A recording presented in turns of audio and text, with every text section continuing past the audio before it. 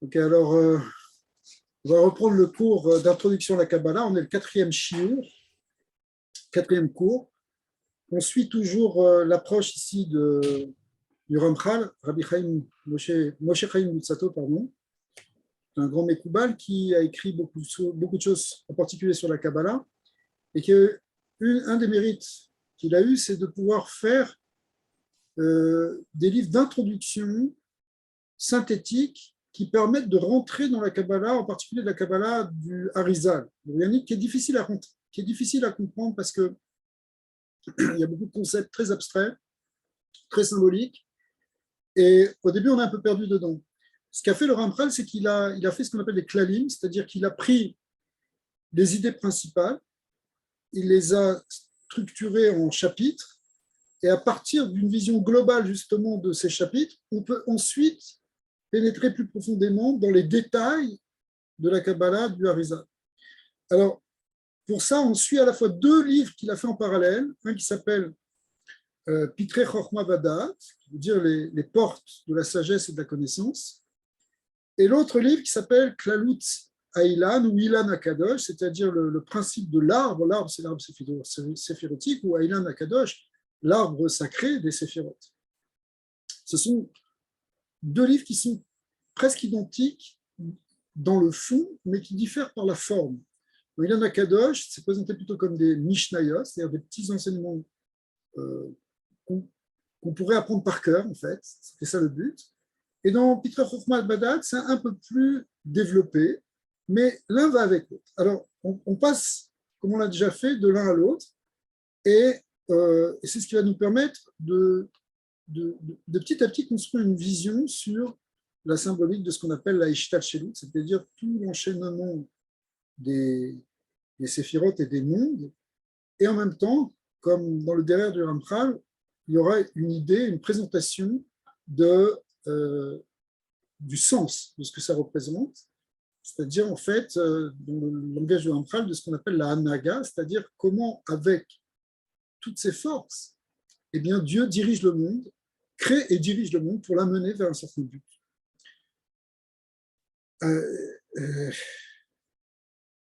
On a vu, alors peut-être on va refaire un tout petit résumé de ce qu'on a vu précédemment. Et pour ça, hein, on va repartir avec peut-être un peu des schémas cette fois-ci. Alors, le premier concept qu'on a vu, c'est que au sein du Or Ein Sof est apparu ce qu'on appelle, le Or Ein Sof étant la lumière infinie, le Tzimtzum. Le Tzimtzum, c'est une contraction qu'on symbolise, que le Harizal a symbolisé par un cercle, avec un point au centre, ce qui est important parce que la circonférence d'un cercle ne peut se définir que par un centre mathématiquement, mais ici, ça veut dire qu'il y a une contraction à partir d'une nekuda, d'un point, qui fait que la lumière du Or Ein Sof, qui remplissait tout l'espace, alors évidemment, on parle d'un espace métaphysique, on l'a expliqué, symbolique, mais en tout cas, qui remplissait tout cet espace, et bien maintenant, il va y avoir un espace qui va être apparemment vide de cette substance, de cette lumière infinie. Donc, à l'intérieur du cercle, si vous voulez, le Harizal appelle ça aussi le Chalal Hapanouï, l'espace libre. Autour du cercle, il y a le Or Ein Sof. On a expliqué entre parenthèses, parce que le Ramchal l'a beaucoup développé, on verra ça plus tard, que ce qui reste à l'intérieur de ce cercle n'est pas réellement un vide. Il reste ce qu'on appelle un réchimou, c'est-à-dire une trace de Or Ein Sof. Alors, laissons cette idée de côté, mais de toute manière, je répète encore une fois pour ceux qui nous rejoignent que quand on parle d'espace de hors dehors et dans dedans, on parle ici de quelque chose qui n'est pas physique du tout, évidemment, mais qui est purement symbolique. C'est-à-dire que ce cercle qu'on voit ici, il représente l'idée que Dieu laisse une place au monde, il laisse une place à l'existence, parce que lui, il prenait tout l'espace, et maintenant, il va contracter pour dessiner un cercle, pour dessiner un espace vide, dont on dit qu'il n'est pas complètement vide, mais en tout cas, au départ, il est vide, ça veut dire qu'il laisse une possibilité d'existence aux autres, donc à sa création.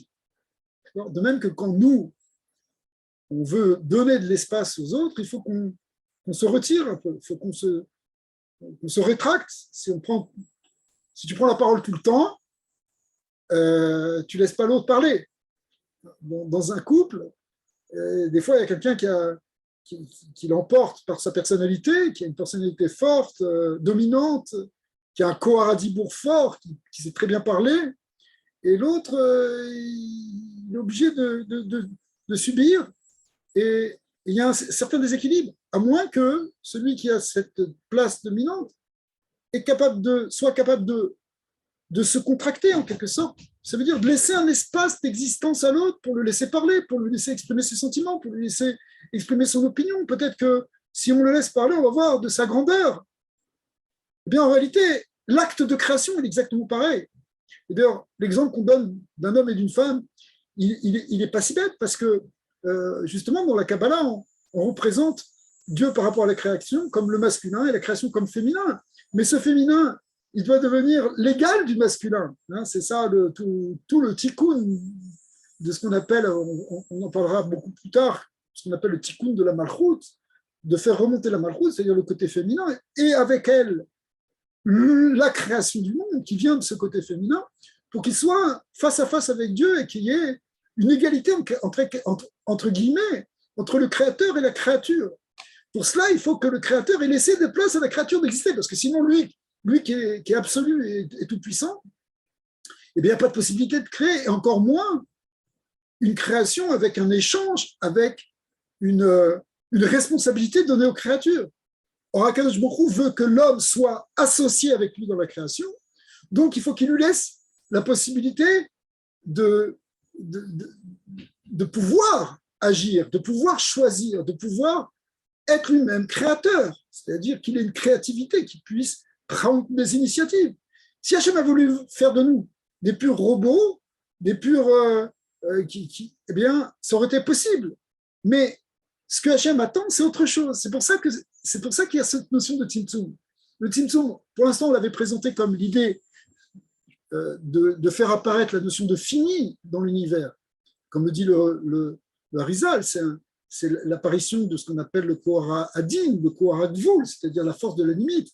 Mais en réalité, après cela même, on explique, ça va plus loin dans les Drushim, en particulier dans la Chassidut, que c'est ça qui va permettre aux hommes d'avoir cette shoot-foot, cette association avec Akadosh Baruch Hu. Donc ça, c'est le Tzimtzum. Après cette étape du Tzimtzum, eh bien, l'infini, le créateur, en réalité, Dieu, eh bien, va faire rentrer un rayon dans ce cercle, qui symbolise ici, et ça c'est un symbole aussi qui est donné par le Harizal, au début de notre Tzraïm, c'est-à-dire qu'à partir d'un point du cercle, d'un point de la circonférence du cercle, c'est-à-dire ce qui est en contact avec le Ensof, vous vous rappelez qu'autour c'est du Ensof, du Or Ensof, eh bien, va descendre dans le Halal Hapanou, dans cet espace libre, va descendre progressivement de la lumière infinie. C'est ce qu'on appelle, ce trait-là, on l'appelle le Kav. Donc c'est ce qu'on appelle le Kav et le Tzimtzum, Kav et Reshimu. En tout cas, c'est le Kav. Le Kav, c'est-à-dire le rayon. Donc c'est un rayon de Or Ensof. Maintenant, ce qu'on avait vu aussi dans les premiers cours, c'est que ce rayon, au fur et à mesure de sa descente, eh bien, il crée des cercles, c'est-à-dire qu'à chaque fois qu'il va descendre ici, bon, le rayon est dessiné en blanc parce que c'est pour symboliser le côté du fait que c'est un rayon de lumière. Bon, de toute façon, c'est juste une représentation, on l'a compris. Mais à chaque fois qu'il descend d'un degré, il fait un cercle. Oui, si on voyait plus gros, on verrait qu'on pourrait dessiner plein de petits cercles concentriques. Et à chaque fois qu'il descend, il fait un cercle. Alors, on avait dit aussi qu'il y a 10 cercles principaux qui correspondent, qui sont ce qu'on appelle les 10 séphirotes. Donc, on a 10 séphirotes concentriques qui descendent. Et ces 10 séphirotes, eh bien, on les appelle Keter, Chokhmah, etc., comme c'est connu. elle dessine 10 cercles, 10 sphirotes qu'on appelle des sphirotes de Igoul. Igoul voulant dire des cercles. On appelle aussi au pluriel des Igoulim. Mais parallèlement, et là on ne le voit pas très bien sur ce schéma, au fur et à mesure de la descente de ce rayon, eh bien, il y a des sphirotes qui s'alignent autour de ce cave, autour de cet axe. Et celles-là, on ne les appelle pas des sphirotes circulaires, comme les cercles que vous voyez ici, mais des sphirotes de Yosher. Yosher, c'est dire une droite. Et ces sphirotes de Yosher, elles s'articulent autour d'un axe, mais en vérité, elles s'articulent autour de 3 axes. C'est pour ça qu'on le représente à ce moment-là, selon ce schéma classique que vous voyez à droite, qui est les 3 axes de l'arbre séphirotique. Cet arbre séphirotique correspond à la structure qui est au centre ici des cercles et qui sont les sphirotes de Yosher de droite, qui s'articulent donc sur 3 actes, 3 cavim, autour du cave central, du cave du Oren Sof.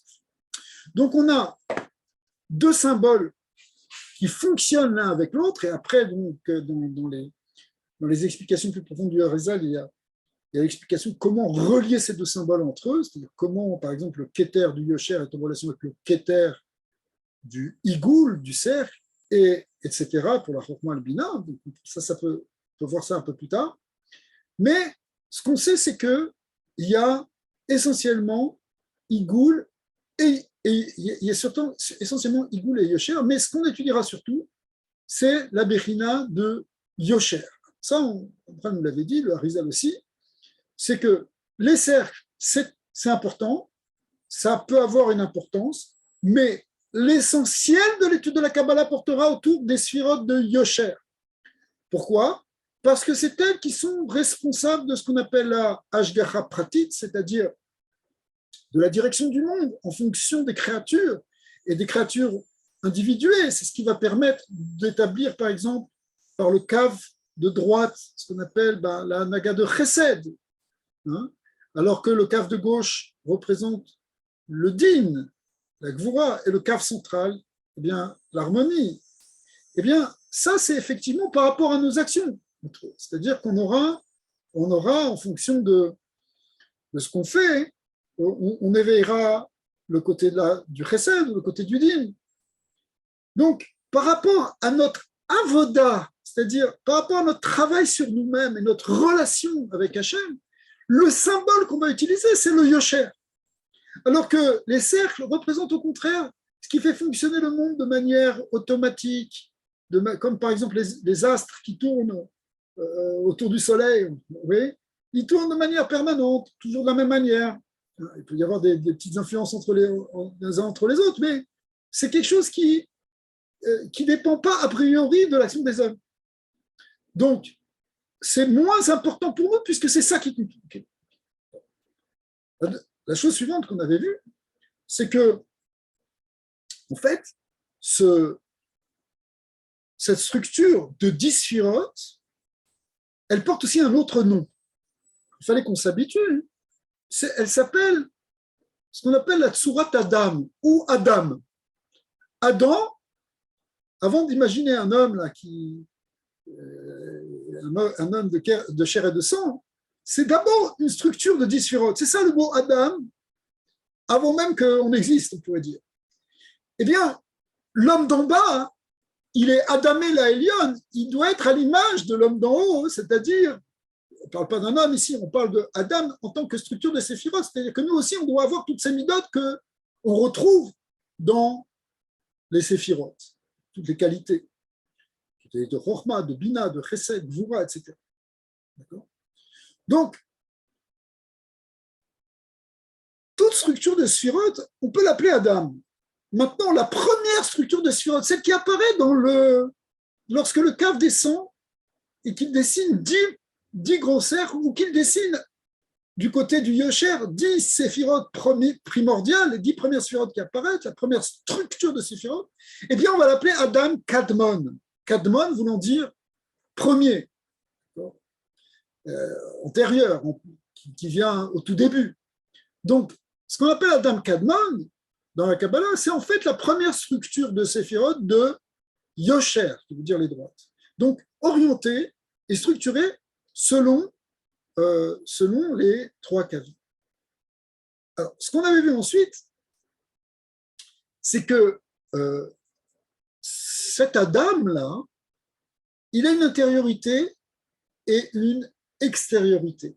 Un peu comme dans l'homme d'en bas, comme nous-mêmes, on a un côté intérieur, notre âme, et on a un côté extérieur, notre corps.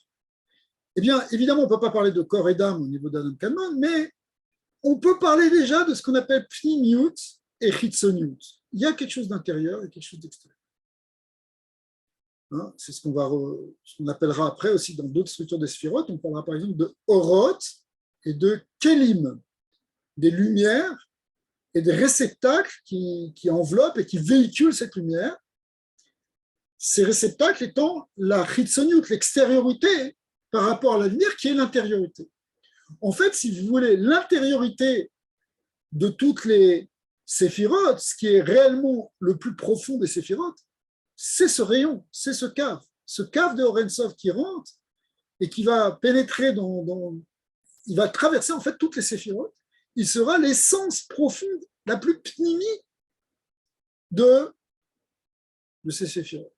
Et donc, Adam Kadmon, qui est la première structure, quand elle se structure ça c'est une représentation qui est un peu plus complexe, mais qui permet de comprendre la relation entre le Yosher et les Igoulim, dont on parlait tout à l'heure.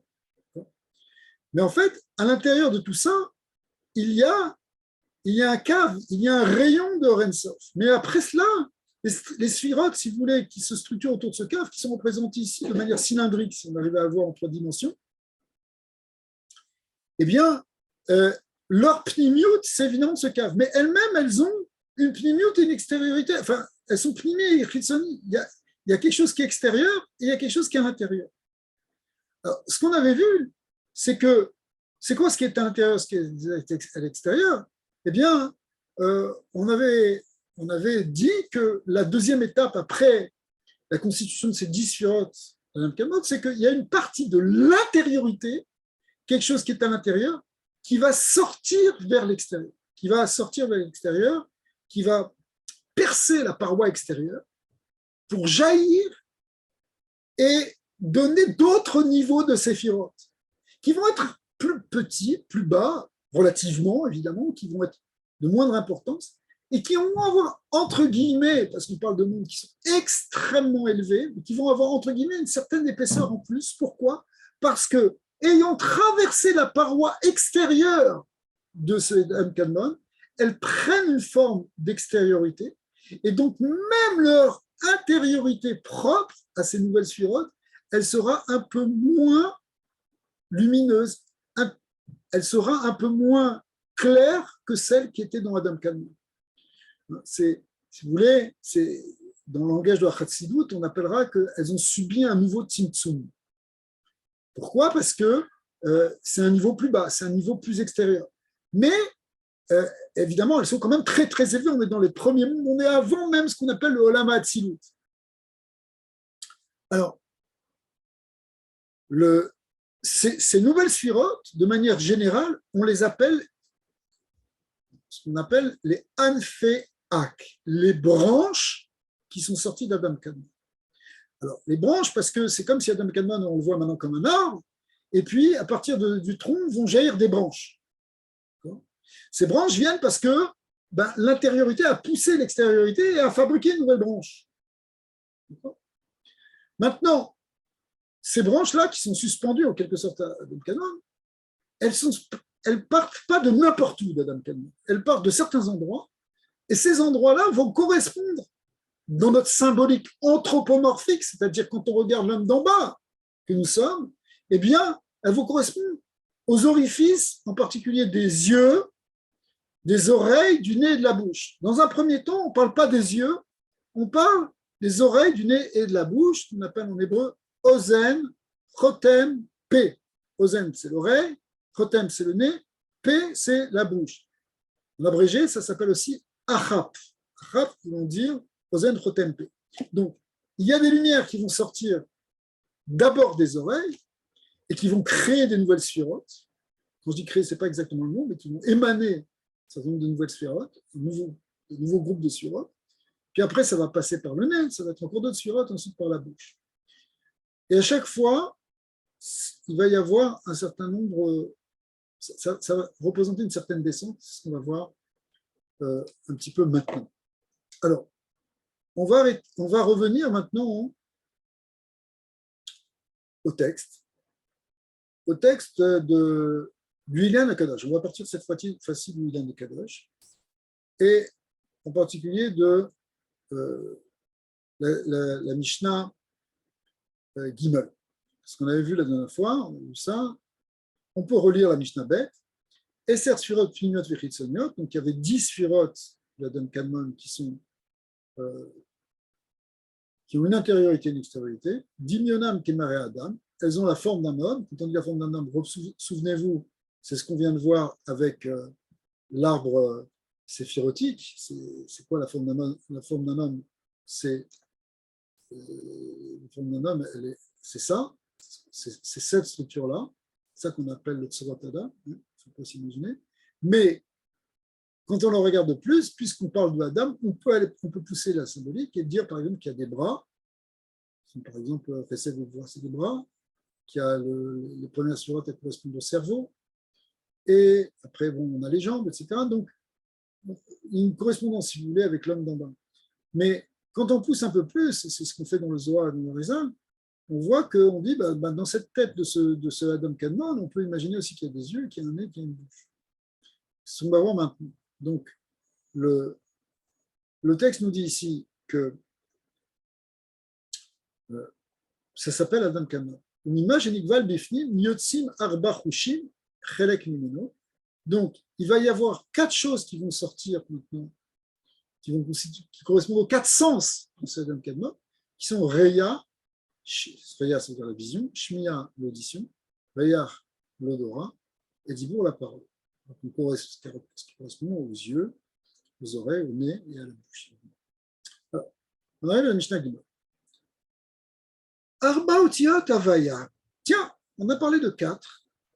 Vous savez que toujours, à chaque fois qu'il y a 4, il y a beaucoup de choses qui sont dans 4 dans la Torah. On va voir ces 4 noms, ces 4 niveaux. Dans presque tout, on va retrouver 4. Jusqu'aux 4 Kosot de Pessar, les 4 fils de la table de Pessar, etc. En fait, tout ça, ça correspond toujours aux 4 lettres du Shem Havaya, le tétragramme, Yud-Ke, Vav-Ke. Maintenant, ce tétragramme lui-même, il a plusieurs manières de se développer, de se conjuguer. Ce qu'on appelle, on va regarder tout ça sur un schéma, 4, et qui correspond à 4 gématria. Une gématria qui vaut 72, qu'on appelle aussi Av, parce que Aïn c'est 70, Bet c'est 2, donc c'est 72. Sag qui veut dire 63, Ma qui veut dire 45, et Ben qui veut dire 52. Ces 4 milouyim, ces 4 développements du Shem Kevavke ont une valeur numérique différente parce qu'elles s'écrivent d'une manière différente. On va regarder ça tout de suite. Alors, puisqu'on dit qu'on va regarder tout de suite, on va regarder tout de suite. Alors, ces 4 niveaux, c'est pas là, c'est peut-être un peu plus loin, excusez-moi. Voilà. Donc, on a 4 lettres du Shem Kevavke qui vont former 4 Shem Havaya différents, principaux, parce qu'en fait, il y aurait d'autres manières encore de le développer. Mais vous voyez ici que on a le premier Shem Havaya qui s'appelle le Shem Av, parce qu'il fait 72. En fait, c'est que le Yud, au lieu d'écrire simplement comme une lettre Yud, on l'écrit Yud Vav Dalet, parce que Yud Vav Dalet, c'est la manière d'écrire le mot Yud. Et ça peut s'écrire et Yud. Vav, Vav Yud Vav, et Yud. Donc en fait, on a Yud Ke Vav Ke, mais développé. Oui, c'est ce qu'on appelle un miloui. C'est très, très, très, très classique. On va utiliser énormément ça dans le Kabbalah du Harizal. Donc, les milouyim et les shemot. Si je fais la gematria de tout ça, ça me fait 72. Maintenant, il y a une deuxième manière de l'écrire, toujours Shem Kevav. Le Yud, c'est toujours Yud Vav Dalet. Le E, c'est toujours Yud. Mais le Vav, au lieu de mettre Vav Yud Vav, je l'écris Vav Aleph Vav et Yud. Eh bien, comme le Aleph, il vaut 9 de moins que le Yud, eh bien, en fait, on est passé de 72 à 63. puisque Aleph c'est 1 et Yud c'est 10. Il y a 9 de différents, donc c'est normal qu'on retrouve 9 ici. En tout cas, ce Shem-là correspond au deuxième nom, deuxième tétragramme, parmi les tétragrammes majeurs, qu'on appelle le Shem Sag.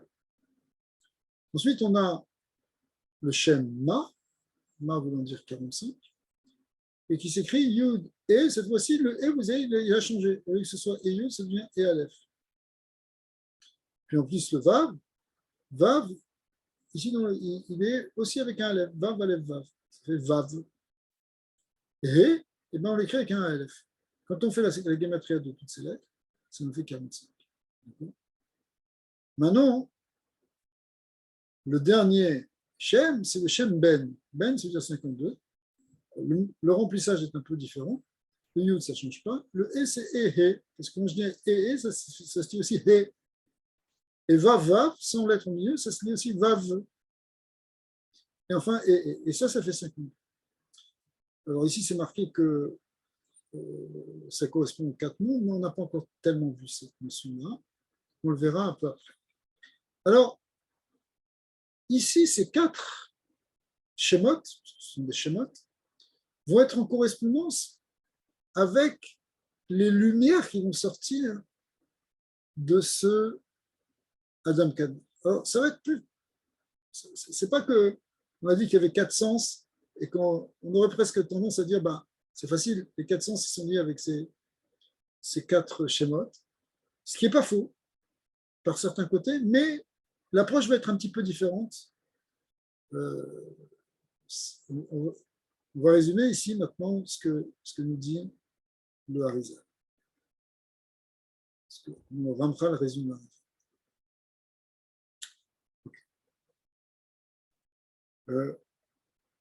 Avant cela, il donne une précision, c'est que ces 4 schémas, Av, Sag, Ma, Ben, sont en relation avec 4 niveaux dans les lettres. Vous savez que dans les lettres, il y a la lettre telle qu'elle est écrite, ce qu'on appelle des otiotes, des lettres. Par exemple, voilà, devant cette page, on voit des lettres. Là, je vois la lettre E, la lettre B, la lettre E, donc on a des lettres. Maintenant, il y a quelque chose qu'on ne voit pas sur cette page, qui vont être ce qu'on appelle les taggins. Les taggins, on peut voir ça parfois sur les lettres telles qu'elles sont écrites dans un Sefer Torah. Peut-être on en a un exemple ici. Excusez-moi, voilà. Par exemple ici, ces petites couronnes, ça, vous allez trouver ça quand vous écrivez un Sefer Torah, des Tfilin ou des Mezuzot. C'est a priori des petites décorations. Mais en fait, ce n'est pas des décorations au sens simple du terme, ça représente des choses très profondes dans la Kabbalah. Et on appelle les taggins. Donc, ça aussi, ça s'écrit dans le Sefer Torah. Si vous regardez dans le Sefer Torah, vous le voyez. En revanche, il y a autre chose qu'on ne voit pas. Ce qu'on ne voit pas, c'est les voyelles. Ici, vous ne voyez pas de voyelles. Mais si je lis un mot, je vais le lire en le vocalisant. C'est-à-dire qu'il y a aussi des voyelles, sauf que les voyelles ne sont pas écrites. Si je ne dis pas de voyelles, on n'entend pas. Le zaïn, ça c'est la lettre zaïn. Si je dis c'est le zaïn sans voyelle, ce n'est pas tout à fait vrai parce qu'on a dit quand même quand je fais ze, on entend un e, donc c'est déjà une voyelle. Pour entendre les lettres, il faut les ponctuer de voyelles, il faut leur donner des voyelles. Ces voyelles, on les appelle ça des nekudotes parce qu'on les symbolise par des points ou par des traits. C'est très bien connu. Donc, la troisième partie des lettres, donc on a la lettre telle qu'on la voit, il y a les couronnes, c'est la deuxième partie, et il y a la voyelle qu'on ne voit pas. Et puis, il y a un quatrième niveau, c'est ce qui va faire la ponctuation, on pourrait dire en français, la ponctuation des lettres et des mots, pour savoir où sur quoi mettre l'accent, sur quoi s'arrêter, comment reprendre. On appelle en fait en hébreu les ta'amim. Ta'amim qu'on traduit généralement par les signes de cantillation, parce qu'effectivement, quand on lit dans un Sefer Torah, on le chante, on le lit avec un certain air en tout cas, Mais cette air-là, ce nigun, cette mélodie, et donc la rythmique de cette mélodie, en fait, elle correspond au sens profond du verset. C'est ce qui nous donne aussi une explication du verset. Si on ne ponctue pas, ou si on ponctue mal, le verset peut changer de sens. Donc les ta'amim, c'est eux qui nous donnent en fait le sens. D'ailleurs, le mot ta'am en hébreu veut dire le sens, veut dire le goût, mais il veut dire aussi le sens. La raison. La raison, effectivement, ce qui va donner du sens au verset, c'est pas simplement le fait qu'on voit des lettres ou qu'on les dise oralement grâce aux Nekudat, mais c'est après qu'on les articule dans une phrase. Cette articulation-là, elle vient des ta'amim, qui ne sont pas dessinés ici, évidemment. Ils ne sont pas dessinés dans le Sefer Torah. Le Sefer Torah, il n'est écrit que les lettres avec leur tagim, leur couronne. Mais aussi bien les voyelles que les ta'amim ne sont pas indiqués. Mais même s'ils ne sont pas indiqués, lorsque on lit le Sefer Torah, eh bien on les entend, on entend ces nekudot, et on perçoit les ta'amim à cause de l'air et de la rythmique des versets qui sont lus. Donc on a ces quatre choses-là.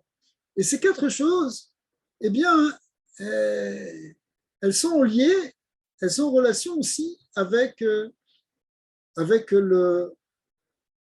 les séphirotes. Les lettres et les séphirotes sont quelque chose qui sont liés, si vous voulez. On n'a pas encore développé cette notion-là, même si on l'a vu dans d'autres cours, de Shari Yehuda Balatania, la deuxième partie du Tanya qui explique largement en long et en large comment c'est par la parole, c'est-à-dire par les lettres, que la création apparaît et comment cette parole divine, elle maintient la création, elle dirige la création à chaque instant. Ici, il nous dit donc la chose suivante, c'est qu'il y a quatre niveaux, Ta'amim, Nekudot, Tagim et Otiot. On est parti des plus hauts, les Ta'amim, le site, Nekudot, les voyelles, Tagim, les couronnes, et Otiot, les lettres, les couronnes. Nichlalim elu be'elu. Elles sont toutes liées les unes aux autres. Elles sont toutes intégrées les unes dans les autres. Parce que, encore une fois, une lettre sans les voyelles, une consonne sans voyelles et sans accent, c'est-à-dire quand je dis sans accent, c'est-à-dire sans place dans une structure de syllabes et de mots, une structure ordonnée, eh bien, ça n'a pas de sens. À ce moment-là, ça n'a pas de sens et on ne peut pas l'entendre, on ne peut rien en faire. Donc, alors, maintenant, le texte va nous plonger dans quelque chose qui est un peu déstabilisant pour la première fois qu'on lit ça, parce qu'on est vraiment plongé dans une symbolique pure et on ne sait pas à quoi ça correspond, mais c'est qu'après que ça va commencer à s'éclairer. Eh bien, il nous dit que ce Shem Av qu'on a vu, donc le nombre des 72, et le Shem Kevavke écrit avec des Yud, comme on l'a vu dans le schéma, eh bien, il se situe au niveau de la goulgolette, c'est-à-dire il est au niveau du crâne et de la boîte crânienne de ce Adam Kadmon. Alors, vous voyez qu'on pousse la symbolique assez loin, puisque pour l'instant, on avait dit Adam, c'est une structure de disfiote, mais en fait, la symbolique étant anthropomorphique, on peut dire qu'il a une tête et on peut dire même qu'il a une boîte crânienne. Et cette boîte crânienne, en fait, elle n'est pas faite comme nous d'os au sens simple, elle est en fait faite de ce Shem Yud Kevavke écrit en milieu Yudin et qui fait 72 en Gematria, Shem Av. Mais maintenant, ce qui va sortir de cette boîte crânienne, c'est tellement élevé, le rayonnement quand je dis sortir de cette boîte crânienne, c'est le rayonnement de lumière qui jaillit à partir de là, il est tellement subtil qu'il est invisible. On n'en a pas de perception. C'est-à-dire que c'est des niveaux, si vous voulez, de déploiement du divin qui nous échappent totalement. C'est trop haut. Minasser Rochel la roche, en fait, ça sort par les cheveux, puisqu'on pousse encore plus la symbolique, et on va dire que ça sort des cheveux. Les cheveux de ce Adam Kadmon, en fait, sortent ces lumières. Alors, elles ne nous concernent pas parce qu'on ne peut pas les comprendre, mais en réalité, on peut dire quand même qu'elles sont d'un niveau de chesed et d'amour tellement élevé, tellement grand, qui est, on pourrait dire que ça représente l'amour absolu d'Hachem, pour toute la création, pour tous les êtres. C'est ça ce qui sort ici de ces cheveux d'Adam Kadmon. C'est pour ça que le Shem Av en Gematria, ça fait 72. Alors 72, c'est la même Gematria que Chesed. Chesed, c'est 72. Donc en fait, c'est une lumière de très très grand Chesed, mais sur lequel on n'a pas d'Asaga, on ne peut pas l'apercevoir. Elle nous transcende trop. Il y a quelque chose qui est, même du côté de la création, puisqu'on est déjà dans Adam Kadmon, c'est-à-dire qu'on est déjà du côté de la manifestation. Il y a un niveau qui exprime le non manifesté, qui exprime quelque chose qui est de l'ordre de l'essence divine. Même si on est déjà dans une certaine révélation, mais cette révélation, le niveau le plus élevé de la révélation, il est que ça révèle que Dieu est au-delà de toute révélation, si on peut dire. C'est un peu paradoxal, mais c'est-à-dire que, étant donné que Dieu est infini, donc il est, dans son essence, il est imperceptible. Donc c'est normal que quand Hachem se révèle, il révèle aussi le fait qu'il est imperceptible. Ah, on le savait avant, il n'avait pas besoin de le révéler puisqu'il est imperceptible. Oui et non, parce qu'on a besoin, dans ce qu'on va comprendre, qu'il y a aussi une limite dans notre compréhension, qu'il y a aussi un point qu'on n'arrive pas à dépasser, qu'il y a quelque chose qui nous transcende, si vous voulez. C'est-à-dire que ce niveau ici du crâne d'Adam Kadmon, il représente la transcendance pure, c'est-à-dire il représente le fait qu'il y a quelque chose qui est né l'âme, qui est voilé de nous, qui nous dépasse. Ne crois pas que quand tu vas étudier la Kabbalah, ne croyons pas qu'on va pouvoir tout comprendre, qu'on va comprendre le système, parce que finalement, rien n'est enfermé dans un système. Il n'y a pas un système, quand je dis un système, ça veut dire un système de structure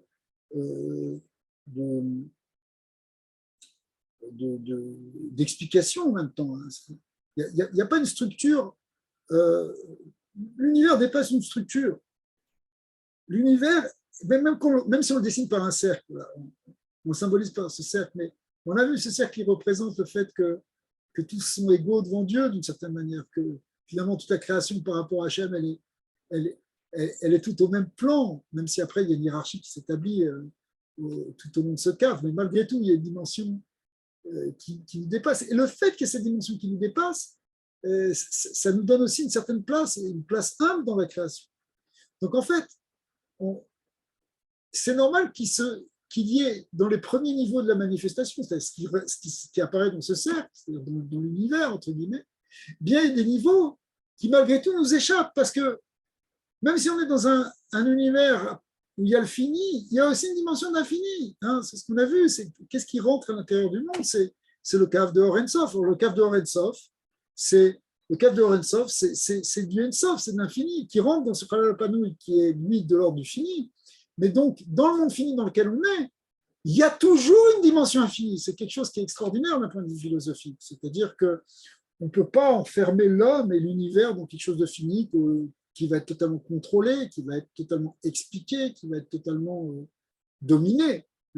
Si vous voulez, c'est ce concept-là d'infini qu'il y a dans la création, il repousse toute idée de totalitarisme, c'est-à-dire, c'est quoi toute idée totalitaire là? C'est quoi la totalité? C'est qu'on pense qu'on peut dominer le tout, qu'on peut tout contrôler, mais ça, c'est l'échec de toutes ces philosophies qui sont construites, d'ailleurs en particulier au XIXe siècle, qui ont pensé que l'homme allait devoir finir par connaître toute la connaissance et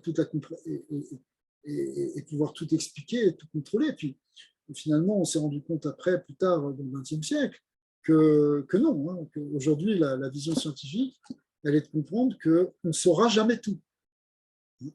Au XIXe siècle, à la fin du XIXe siècle, on pensait qu'on savait pratiquement tout, qu'il restait encore quelques petites choses à découvrir, mais que ça y est, on avait une vision de tout le système de la création et qu'on pouvait le comprendre. On avait une vision universelle où on pouvait tout faire entrer dans ce tout. Mais ça a généré aussi des visions totalitaires, c'est-à-dire que chaque être, il peut rentrer et il a sa place dans la création, il faut qu'il rentre dedans et qu'il se soumette au système. Mais c'est impossible parce que, étant donné que l'essence de la création, et donc l'essence des êtres, en particulier l'essence de l'âme, et en particulier de l'essence de l'âme d'Israël, qui véhicule ça depuis toujours, c'est de dire que non, on a au fond de nous ce rayon du Or Sof, on a une dimension infinie, donc tu ne peux pas m'enfermer, tu peux pas me comprendre complètement parce que mon essence, elle est une essence divine, c'est ça l'âme divine. L'âme divine, elle vient de ce Or Sof. Et comme elle vient de ce Or Sof, elle ne peut pas être limitée. Donc, tu ne peux pas me dire, bah, toi, tu vas être comme ça, tu vas faire ci. Non, le système totalitaire où finalement on réduit les êtres à être comme une pièce d'un puzzle, et puis tu ne peux pas être autre chose que c'est pas vrai. Même si il est naturel que chacun occupe une place dans la société, par exemple. Mais malgré tout, tu ne peux pas être enfermé dans ça. Supposons que tu as un travailleur qui fait telle ou telle fonction, qui a telle ou telle fonction. Peut-être tu occupes cette fonction-là, mais ce n'est pas toi. Toi, tu es bien plus que ça.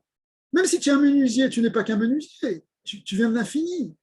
D'accord? Donc, je ne peux pas t'enfermer et te dire tu es ça et tu restes ça et c'est comme ça. Et tu es comme une machine dans une grande structure. Non, parce que la structure, elle est infinie. Elle est au-delà, il y a toujours quelque chose qui nous dépasse. Et ça, c'est symbolisé ici par ce premier niveau, ce niveau des cheveux d'Adam Kadmon, de quelque chose qui est né l'âme. C'est-à-dire que tu n'auras jamais fini de t'approcher de l'Ensof parce qu'il est Ensof. Donc, ça, c'est très important de comprendre qu'il y a un point qu'on ne comprend pas. Et on reverra ça dans d'autres concepts, que l'homme ne peut pas tout comprendre. Tout comprendre, c'est un désir de toute puissance c'est se prendre pour Dieu. D'accord? Même Dieu lui-même, dans le Tzimtzum, si on peut dire, ça s'est expliqué beaucoup dans les soins de Chassidut, il se met au niveau de l'homme, comme on a dit tout à l'heure, et lui-même, il se met même dans une fragilité, comme le Zohar l'explique, c'est-à-dire, c'est quoi? Pourquoi nous, on doit aider la Shrina à remonter, faire le tikkun à Shrina? La Shrina, c'est Dieu. Si c'est Dieu, elle n'a pas besoin de nous. La Shrina, ce n'est pas autre chose qu'Hachem. On n'a pas 36 dieux. Il n'y a pas Kuchabrikou et la Shrina. Ce n'est pas deux dieux. C'est deux aspects de manifestation de Dieu. Il n'y a qu'un seul Dieu. Ça, c'est la base. D'accord? Alors, si c'est Dieu, la Shrina, elle n'est pas en galoute. Pourquoi tu parles de galoute à Shrina? Pourquoi tu dis que, comme c'est expliqué, comme on explique dans la Chassidoute, que Hachem, il a besoin de nous? Il n'a pas besoin de nous puisqu'il est tout puissant, puisqu'il est absolu. Il est absolu, mais il a fait ce Tzimtzum, c'est-à-dire qu'il s'est mis dans notre niveau, il s'est descendu et il a besoin de nous dans ce niveau parce qu'il attend que nous aussi, on joue notre rôle. Mais ça, c'est parce que, si vous voulez, c'est parce que cette fragilité d'Akadosh Baruch Hu, si on peut dire comme ça, le fait qu'ils se rendent fragiles, qu'ils se rendent, comment on dit, accessibles, qu'ils se rendent vulnérables, c'est ça le terme. Hachem, il se rend vulnérable, c'est en fait parce qu'il est dans son infinitude, c'est quelque chose de très très profond. On dit ça sur un pied, mais en fait, c'est des concepts ici qui sont développés profondément dans la Chassidoute. C'est que Hachem, il se rend vulnérable, il se rend fragile. C'est pour ça qu'on va parler du galout de la Shrina, que la Shrina elle-même, elle a besoin qu'on vienne l'aider. C'est le tzaddik qui vient aider la Shrina, le tzaddik qui vient remonter la Shrina. L'étude de la Pnimiut Torah, elle a ce but en fait, d'être métaken la Shrina. Mais cette vulnérabilité, elle nous montre que justement, si Dieu apparaît comme n'étant pas tout puissant, il montre en réalité au fond que il n'est jamais arrivé lui non plus, parce que c'est une manière de parler, parce qu'il est justement dans cette démarche infinie. Et cette démarche infinie, en fait, c'est un enseignement pour nous, c'est-à-dire que nous aussi, on ne sera jamais arrivé. L'aboutissement ne finit pas. C'est pour ça que la Gemara elle dit que les tzadikim, talmidei chachamim, en lahem menucha. Les disciples des sages ne connaissent pas le repos. Lo be'olam hazeh velo be'olam haba. Ni dans ce monde-ci, ni dans le monde à venir. Pourquoi pas dans ce monde-ci? Parce qu'ils n'arrêtent pas de travailler, ils n'arrêtent pas d'étudier, ils n'arrêtent pas d'avancer, ils n'arrêtent pas de changer. C'est connu que la Torah, ce n'est pas quelque chose où on va stagner, où on va faire bon, je me suffis du minimum vital, je fais comme mes parents et je ne bouge pas. Non, il y a une démarche, c'est très connu. On sait tout ça, que la Torah, c'est l'ech lecha d'Avraham, c'est d'avancer, c'est d'être en quête, c'est d'être en train de rechercher. Donc, dans ce monde, finalement, normalement, chaque seconde de notre vie, on doit être en quête et en train d'essayer d'avancer et de progresser. Mais même dans le Olam Haba, La Gemara nous dit aussi, ne trouve pas de repos, ce qui est curieux comme expression, parce que justement, le Olam Haba, c'est le monde du repos normalement, mais il ne trouve pas de repos parce qu'il continue de progresser et d'avancer. Ad Ensof, jusqu'à l'infini. Pourquoi? Parce qu'il y a toujours quelque chose qui nous dépasse. Donc, cette idée de transcendance, qu'il y a toujours quelque chose qui nous transcende et vers lequel on s'approche, on progresse, mais c'est un peu comme, pour donner une image, c'est comme quand tu avances sur une route et puis, au fur et à mesure que tu avances, eh bien, la ligne d'horizon, elle recule. La ligne d'horizon, c'est le niveau maximum que tu peux voir. Donc, tu regardes la route, tu vois, imagine que tu roules dans une route droite, etc. Tu vois une ligne d'horizon. Après ça, tu ne vois pas ce qu'il y a. C'est la limite de ta vue sur cette route, parce que c'est ce qu'on appelle la ligne d'horizon. Mais plus tu avances, plus tu vas voir quelque chose de ce que tu ne voyais pas avant. Mais en même temps, tu as une nouvelle ligne d'horizon qui s'est créée.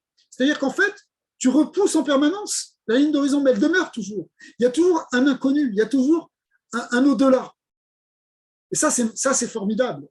Parce que si tout était fini, si tout était bloqué, eh bien, finalement, on serait complètement. En fait, on serait complètement. En fait, on n'aurait pas la dimension d'éternité. C'est-à-dire qu'il y aurait un moment où, bon, ça y est, on a fini. On a fini. Après, une fois que tu as fini, qu'est-ce que tu fais? Il n'y a plus rien à faire. Non. L'infinitude d'Hachem fait que on peut, nous aussi, parcourir un chemin infini dans le monde. Et c'est un chemin qui est à chaque fois plus exaltant, à chaque fois plus grandissant. Ce n'est pas simplement qu'on repousse la ligne d'horizon, mais que c'est toujours la même route banale. C'est qu'à chaque fois, on découvre un nouveau paysage. À chaque fois, ce qui veut dire, en termes de chassidoute, qu'on a une perception du divin un peu plus grande, plus profonde, une dvécoute plus grande avec. Bon, alors, on est un peu sorti du texte, mais c'est pas grave parce que il faut le faire, sinon on ne comprend pas. Sinon on ne comprend pas des choses purement symboliques et on va croire que c'est quelque chose de purement mécanique, technique. Donc, on a donc les quatre choses, Tamim, Nekudot, Tagim et Otiyot. Av, donc le Av qui correspond au Tamim, alors il ne nous l'a pas encore dit ici, mais ce qu'on va voir, il est au niveau de la goulgolette. Vanafav, goulgolette veut dire la boîte crânienne. Un afav, les branches, Nélamim sont cachées. Minaser, Roche la roche, Après ça, il y a le deuxième Shem qui va sortir. Le premier, il est sorti donc très très haut au niveau du sommet du crâne. Le second, le Sag, eh bien lui, il va sortir d'abord par les oreilles. Donc on est un petit peu plus bas. Les oreilles, c'est un peu plus bas que le sommet du crâne. Donc, Yatsa, Sag, Mina, Oiznaim, ou les Mata, il sort des oreilles pour descendre plus bas. Tamim Shelo, Shloshamini, Elionim, Tartonim, Emtsaim. Alors, lui-même, ce Shem Sag, et là, il faudrait présenter encore une autre idée, c'est que même si on a dit qu'il y a 4 niveaux de Ta'amim, Nekudot, Tagim et Otiyot, voilà, on va compliquer un peu, c'est que dans chacun, et c'est ça qui est marqué dans Niklalim et Lumeim, c'est-à-dire ils sont inclus les uns dans les autres, c'est que dans les Ta'amim, tu as aussi Ta'amim, Nekudot, Tagim et Otiyot. Dans Nekudot, tu as aussi Ta'amim, Nekudot, Tagim et Otiyot. Dans Tagim, tu as aussi Ta'amim, Nekudot, Tagim et Otiyot. Et dans Otiyot, tu as aussi Ta'amim, Nekudot, Tagim et Otiyot. Tout est dans tout. Hein, ça, c'est un principe, il faut le retenir parce que c'est tout le temps ce principe. Il y a ce qu'on appelle Nikalalut. Nichlalim et Lubelu. Ils sont inclus les uns dans les autres. En abrégé, ces 4 choses, dans la réserve, on appelle ça Tanta. Tanta. Ça veut dire Ta'anim, Nekudot, Tagim et Otiyot. Donc, en fait, il y a Tanta de Ta'anim, Tanta de Nekudot, Tanta de Tagim, Tanta de Otiyot. Lorsqu'on arrive au Shem Sag, le Shem Sag, c'est le deuxième Shem. Donc, normalement, il correspond au Nekudot. Mais ce qui va sortir de ce Sag, en réalité, en premier, c'est les Ta'amim de Sag. OK? Vous me suivez? On avait, parce qu'on a dit que dans les Nekudot, il y a aussi Ta'amim Nekudot, Tagim et Otiot. Donc les Ta'amim des Nekudot, ils vont sortir par différents orifices. Mais pour ça, il faut comprendre que dans les Ta'amim, il y a trois sortes de Ta'amim. Il y a les Ta'amim qu'on appelle les Ta'amim Elionim. Les Ta'amim Elionim sont les Ta'amim, les signes de quantillation que l'on représente. Si vous prenez un fromage, vous allez voir, on les représente comme étant, parce que pas dans le Sefer Torah, dans le Sefer Torah on a dit qu'ils ne sont pas écrits, mais dans le fromage, pour qu'on puisse s'en souvenir, on les écrit dans les machines ou dans les Tikkun Korim, eh bien, il y a les Ta'amim qu'on écrit au-dessus des lettres. Il y a les Ta'amim qu'on écrit au niveau des lettres, au milieu des lettres, des points, des virgules, etc., à l'intérieur des lettres. Et il y a des Ta'amim qu'on écrit sous les lettres, comme le Hatnar. Donc, ces trois Ta'amim, on les appelle, ces trois niveaux de Ta'amim, on les appelle Ta'amim Elionim, Emtsaï et Tartonim. Alors, ces trois niveaux de Ta'amim, Elionim, Emtsaïm et Tartonim, vont sortir respectivement de trois niveaux de Adam Kadmon. Les Ta'amim Elionim, attention, on se souvient qu'on parle des Ta'amim de Sag, parce que les Ta'amim de Av, c'était ceux qui étaient au niveau de la tête. Mais les Ta'amim de Sag, eux, ils vont sortir de trois niveaux d'Adam Kadmon. Les Elionim vont sortir des oreilles, les Emsaïm vont sortir du nez, et les Tartonim vont sortir de la bouche, du P. Ce qu'on appelle Ozen, Chotem, P, en abrégé, Achap. Achap, ça veut dire Ozen, Chotem, P. Donc, des Oznaïm sortent les Ta'amim, Elionim, des Sag. De Chotem sortent les Ta'amim, Emsaïm, des Sag. De P sortent les Ta'amim, Tartonim, des Sag. Ok? Alors, après, on verra ce que ça veut dire, tout ça. Mais, on a donc ces trois notions qui apparaissent, enfin, ces trois niveaux de Ta'amim qui correspondent aux oreilles, au nez et à la bouche. Donc, c'est ce qu'il nous dit ici. Yatsa sag mina oznaim ol mata. Le Shem Sag, il sort des oreilles. Et en dessous, Ta'amim shelo shlosha minim, il y a trois sortes de Ta'amim. Elionim tartonim emtsaïm, Elionim beoznaim. Donc, c'est ce qu'on vient de dire tout à l'heure. Les Elionim sortent au niveau des oreilles, emtsaïm, les intermédiaires bechotem, tartonim, les inférieurs, bapé, sortent de la bouche. Yatsu Elionim mina oznaim. Donc, on a dit que les Elionim sont sortis des oznaim, ils sont sortis des oreilles. Maintenant, combien on a d'oreilles? Après, on a deux oreilles. Et donc, il y a ceux qui sortent de l'oreille droite et ceux qui sortent de l'oreille gauche. Et ça va faire 10 structures de sphirotes à droite et à gauche. Mais en fait, c'est les mêmes sphirotes, mais il y a le côté droit et le côté gauche qui sont comme étant donné que les oreilles elles sont assez éloignées les unes des autres, eh bien, le côté droit et le côté gauche ne se mêlent pas facilement. Et donc, on a Asara Miyamin Vasara Miesmol, 10 qui sortent à droite, 10 qui sortent à gauche. Et l'Upnimim, Velumbakifim, les Gabéens. Celles-là, elles sont intérieures, en fait, c'est celles qui sortent de l'oreille gauche. Velumbakifim, les Gabéens, ce sont celles qui sortent de l'oreille droite, parce que pourquoi la droite? La droite, c'est toujours supérieur à la gauche. Et ce qui est makif, c'est toujours plus élevé que le pnimi. Parce que le makif, normalement, il entoure les kélim, alors que le pnimi, il est enfermé dans un kélim, donc il est moins grand. Donc, ce qui est du côté de la gauche, c'est ce qui va, l'oreille gauche, elle va produire en fait les sphirotes pnimi. Alors que les sphirotes qui vont sortir, les lumières qui vont sortir du côté droit vont faire ce qu'on appelle les makifim. Alors, pour compliquer l'affaire, on va dire que ces 10 séphirotes, elles sont incluses, ou elles se regroupent, on pourrait dire, dans quelque chose qui a une forme d'un... Et on est évidemment dans quelque chose qui est totalement immatériel, on parle dans la symbolique, mais dans la symbolique, on va dire que ces 10 sphirotes, elles correspondent à une lettre, la lettre E. Pourquoi? Parce qu'une des manières d'écrire le E, c'est qu'on l'écrit Dalet Vav. Un Dalet avec un Vav à l'intérieur. Or, Dalet, ça vaut combien? 4. Vav, ça vaut combien? 6. Si c'est 4, 10. Donc, les 10 sphirotes, elles peuvent se répartir dans une structure qui a une forme de He, Dalet Vav.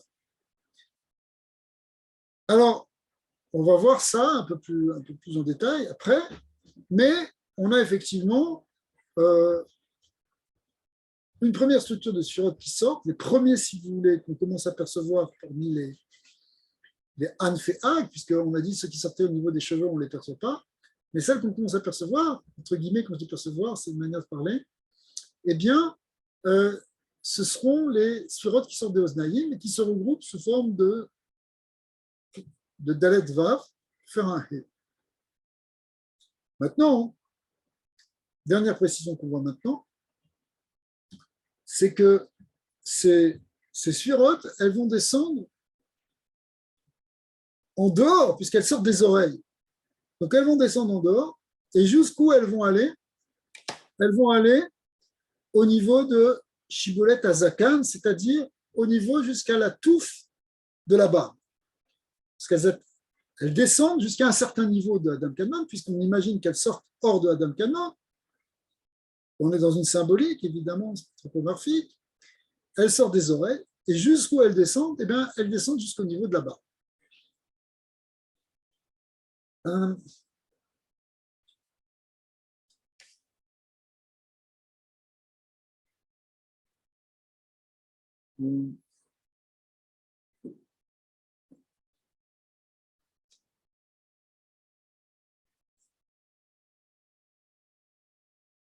On va continuer ici le texte.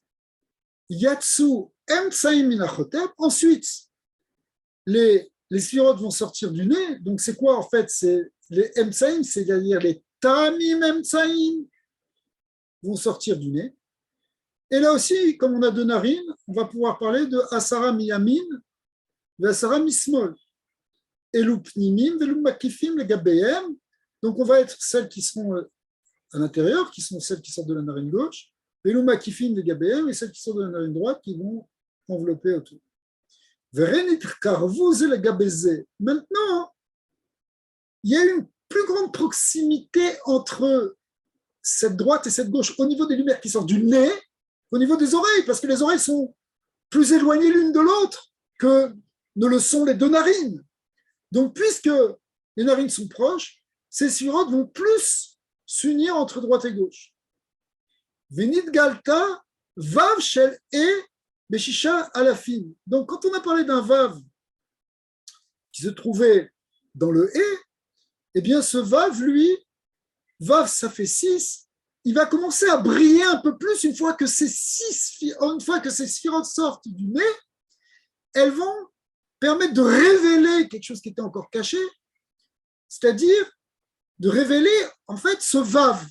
Ce vav, il va être révélé sous forme de 6 aleph. Alors, je ne veux pas trop aller vite, mais 6 aleph, 6 fois 1, ça fait 6. Donc, on peut imaginer qu'il y a 6 aleph.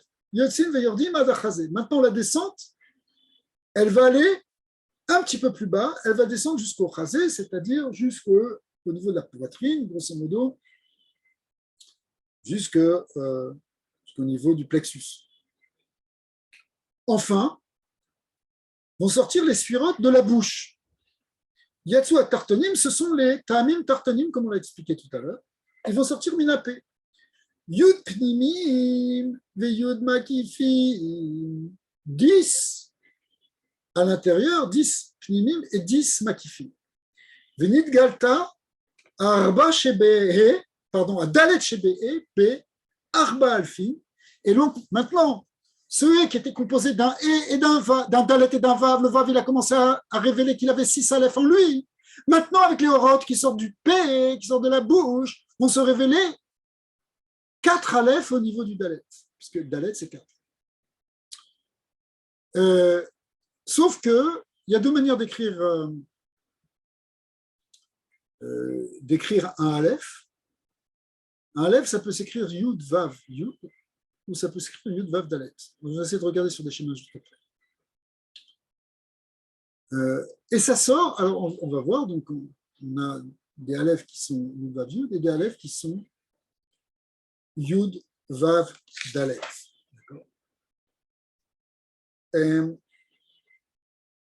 Mishne Ozaïm ou Mishne Nechirim, et ça sort effectivement donc des 2 oreilles et des 2 narines. Shne Evenim Beyamin Shel Apeh, Veshne diburim besmol, venisharsha beshne lechiyim, elion vetarton, yatsin veyordin adatibur. On est allé très très vite. Les lumières qui sortent de la bouche, ils vont révéler encore donc 4 aleph dans la bouche. Certains seront Yud Vav Yodi, d'autres seront Yud Vav Dalet. Et voilà, on peut donner tout de suite et ils vont de ça jusqu'au tableau. On peut regarder, il y a un schéma qui est donné ici, donc très franchement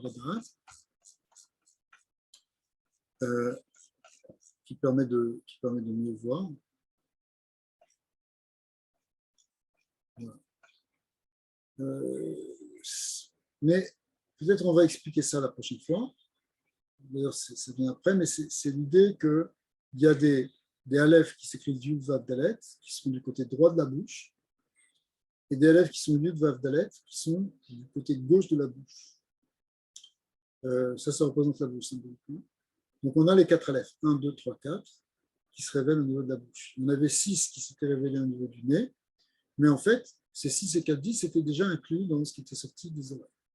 Alors, évidemment, on va reprendre tout ça, mais juste pour résumer en un mot, puisqu'on doit arrêter après cela, eh bien, les Anfeak, c'est-à-dire les branches qui sortent de ce Adam Kadmon, qui vont créer des nouvelles sphirotes, qui vont émaner des nouvelles sphirotes, et on a besoin de passer par des couches successives de sphirotes, jusqu'à arriver à peu des niveaux qui vont pouvoir avoir une relation avec le monde d'en bas, qui vont pouvoir produire le monde physique.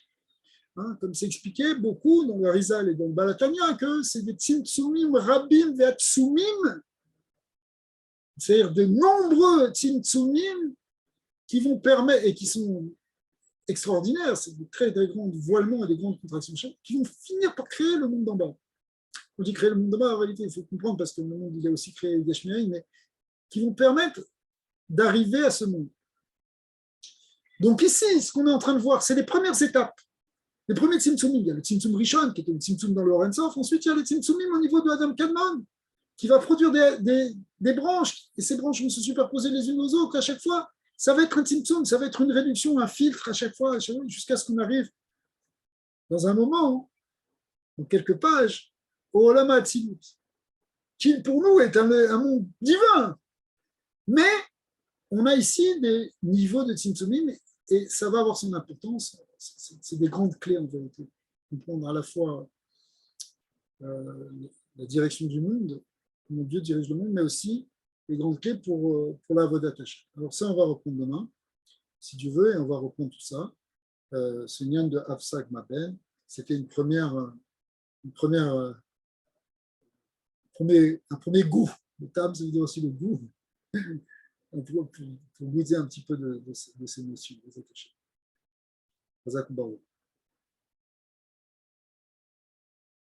Alors,